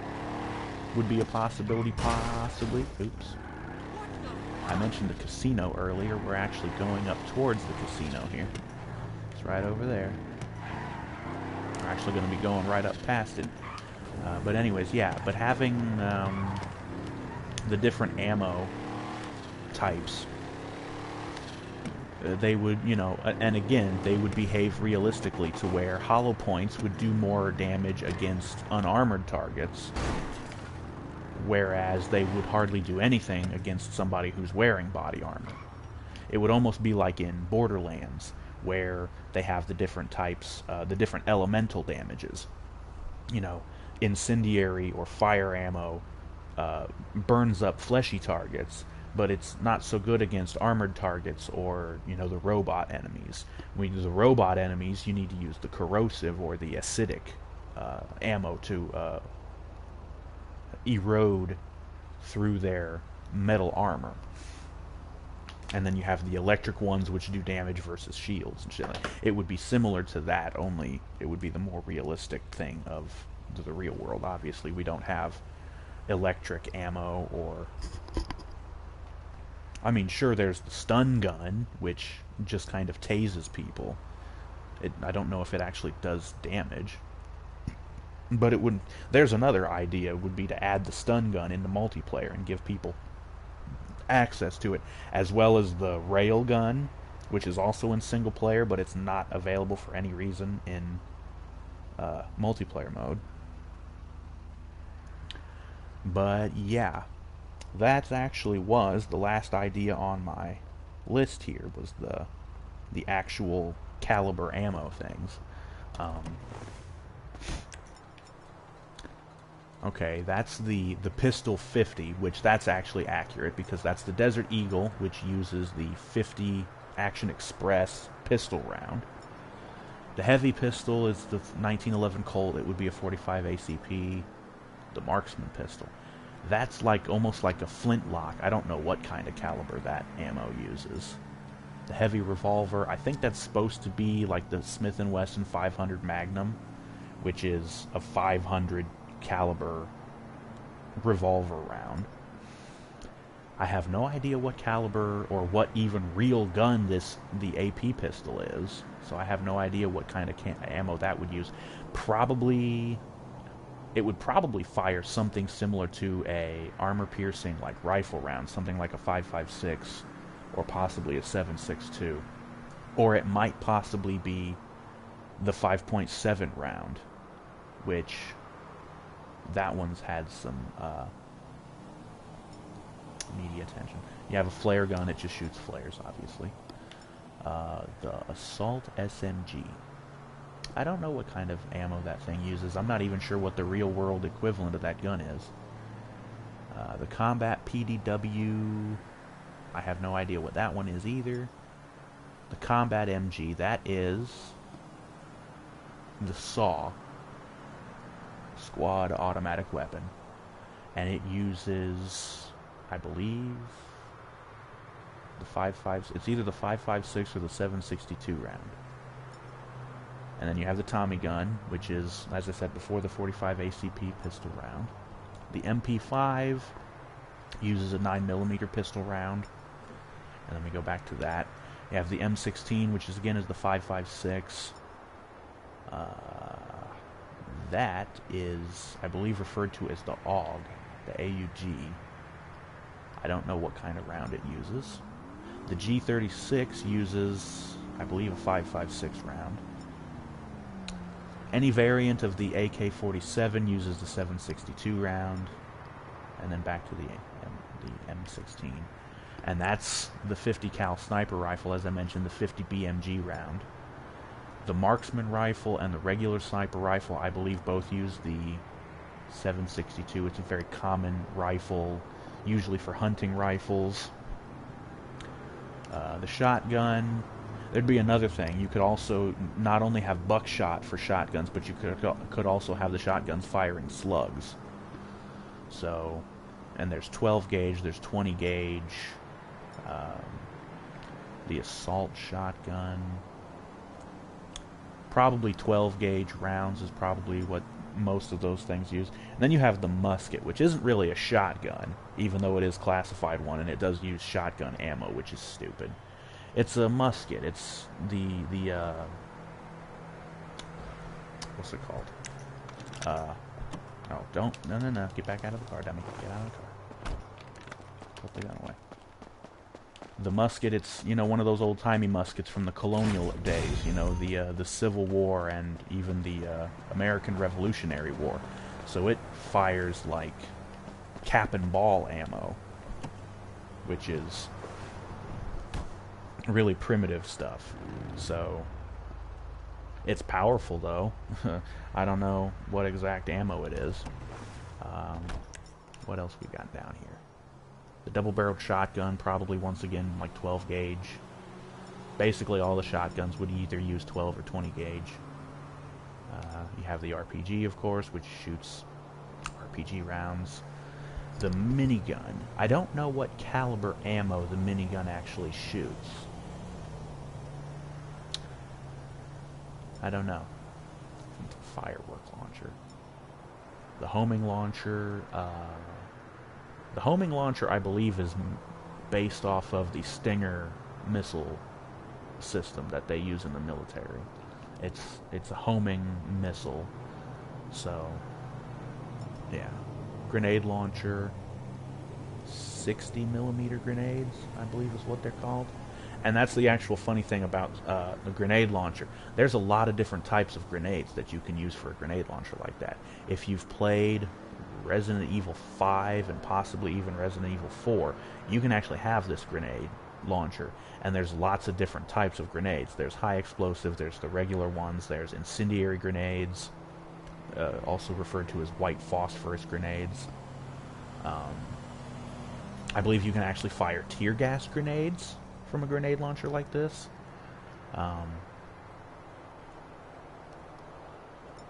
But yeah, there's a bunch of different types. And that would be interesting to have different types of that. Then, of course, you have your Molotov.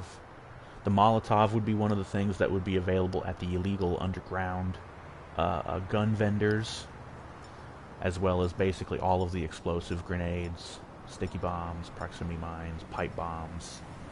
The tear gas might possibly be available at the ammunition. And the jerry can, honestly, I think a jerry can, you could just go to a gas station and fill the damn thing up. It's a gas can. It's not even a weapon. You can just use it. You can just use it to fucking draw lines of gas. And you can even make like a puddle of gas. See that? That's cool. And then you can use like any type of pistol. Do I have one with a silencer on it? You do that? Bang. Now you've got fire. And it even goes out the little line and everything. Yeah, in my first video I mentioned having the flames last longer and the burning effect last longer when you pour gas on stuff. Have you ever actually started a gasoline fire? I have. They don't go out easily. Okay? Just saying. They don't burn out like that, like you just saw. That was a nice big puddle of gas. It should have burned for a while.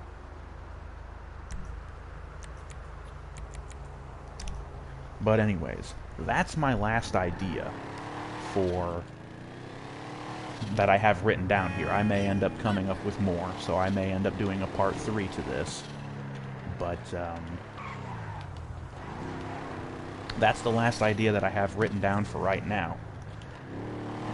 Once again, I will fully admit that some of these ideas would basically require the guys at Rockstar to make a completely new game. This couldn't just be stuff that they just add into GTA 5. They would have to make an all-new game for. Stuff like having all 6 cities in one map, the whole GTA United States, that would probably require a whole new game. And it would also pretty much require them to not bother with a story mode. Once again, Rockstar, a lot of people don't care about your characters or your story. We want to make our own characters and make our own story. So, it would probably be wise to just make a purely online, multiplayer, basically MMORPG version of GTA for the next GTA game. You know, once you finally get done with Red Dead Redemption 2 and you do all that shit, and there's probably going to be a couple expansions for that, you know, once you get done with that, and it's time to come back to, you know, your real bread and butter, because you've only been making the Red Dead Redemption, you've only made one Red Dead Redemption game. Although I think Rockstar actually had something to do with the original Red Dead Revolver, which was the first game in that series, I think. So, and that dates back probably 10 years or so. Red Dead Revolver. That was on the original Xbox and PS2, I believe. And it wasn't bad. I don't know if it was one of my favorite Old Western games. I think I actually liked Gun a lot more. Yes, the Old West is a setting that has not been used very much in video games, especially not here in recent years, because I don't know, maybe game developers feel like there's not really a whole lot left that can be done with that setting because Hollywood has really used it a lot. There's a lot more Old West movies than there are video games, and there's even several Old West TV shows. So the setting has been explored fairly well and in depth and probably great detail. So the medium of video games doesn't really have a whole lot of new territory to work with. You know, and once again, the biggest problem I have with Red Dead Redemption 2 is it's a prequel, and you play as a character who's destined to die anyways. So, and he also happens to be the bad guy from the original Red Dead Redemption. I don't like playing as the bad guy. It's one of the reasons why I hate Trevor. He's the bad guy. I promise you folks, if I ever do if I ever do actually play through the the story mode, the single-player mode in GTA 5, if I stream it or whatever, I'm killing off Trevor at the end. I'm not letting him live. He will die. And I will take great pleasure in killing him. He is annoying. He is obnoxious. He's just a sickening psychopath. And I will not allow him to live at the end of my game. That's another reason why Rockstar probably won't ever do any sort of single-player expansion to the game. It was rumored for a while, and I don't know, Rockstar themselves may have even talked about it, but they're probably not going to do any kind of expansion to that. It's because at the end of the game, you have the choice of killing off Trevor. I think you might even have the choice of killing Michael. I don't think you can kill Franklin, though. And then you can also go for the Death Wish ending, which is trying to keep all three characters alive, fighting off the FIB. Spoilers, sorry. But yeah, I ain't bothering with Death Wish. I'm killing Trevor, and that's all there is to it. So any sort of expansion content would be out the window, because Trevor's dead, so if anything involves him, it's gone. Anyways, as I said, those are the last of my ideas that I have written down so far. Like I said, I may come up with new ones. And once again, I will probably be sending this video to the guys at Rockstar. So once again, hello Rockstar dudes. I really do hope that you find some inspiration here. It almost seems like they did take a little bit of inspiration from my first video, because I did mention the classic versions of the Infernus and Cheetah, and guess what? They actually added those into the game. Now, I don't know if they did it because of my suggestion, but I did suggest it, so. Speaking of, though, if you want to add more 80s cars, how about the Deluxo? Because I've always loved the DeLorean, and I would love to have an actual DeLorean. Obviously, it won't be the real DeLorean, but even the GTA parody version of it. I would love to have that in GTA Online. Nice gull wing, cubed tail lights and shit. I would love to have that car. The Deluxo was in GTA Vice City, and it would be awesome to have that brought back in here.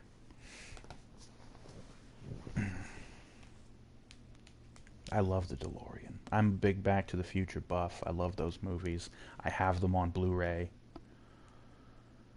I wish that I could afford to buy one myself, because there's a place down in Texas where they actually put together new DeLoreans out of the old parts that were left over in a warehouse. Somebody bought this warehouse, including all of the stuff inside of it, and they find all these DeLorean parts, and they're like, hey, let's put these together. We can put all these DeLoreans together and sell them. They're like 25 grand each. And they even offer upgrade options where you can replace the crappy original motor, which wasn't very powerful. You can replace the motor with a better motor. They have improvements to the gull wing doors, because some of the problems with them, the hydraulics on them, they would get stuck or they just wouldn't work right. They offer improvements for that. They should also probably offer improvements for the windows, because the windows don't open very much. There's this tiny little sliver of the window that actually moves. The rest of it is stationary. It don't move. They should really fix that, because ventilation was another big problem with those cars. You couldn't open the windows enough to get some fucking air in, man. So fix that. But anyways, yeah. Please add the Deluxo into GTA Online. I would love to have that car.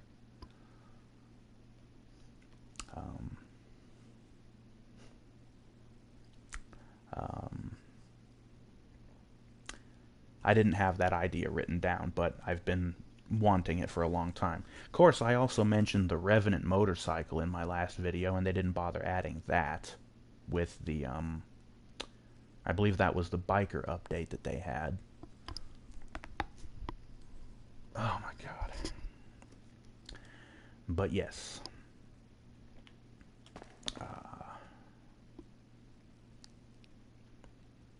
Yeah, so anyways, that's it for this episode of the Let's Rant, my second part of doing my ideas for GTA Online.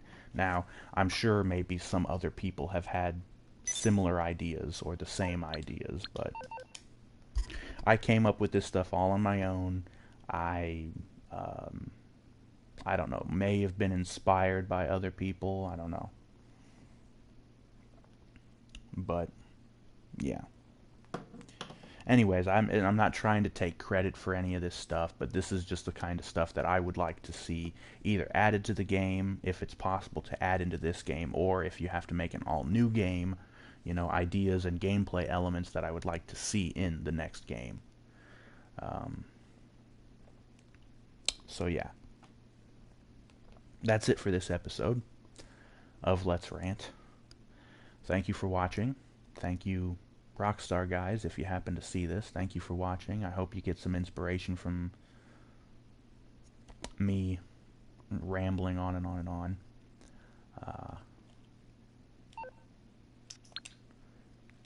But thank you for watching. And do join us next time for more of Let's Rant and more of anything else I can have on my channel. So thank you guys. I will be seeing you later. But thank you and good night.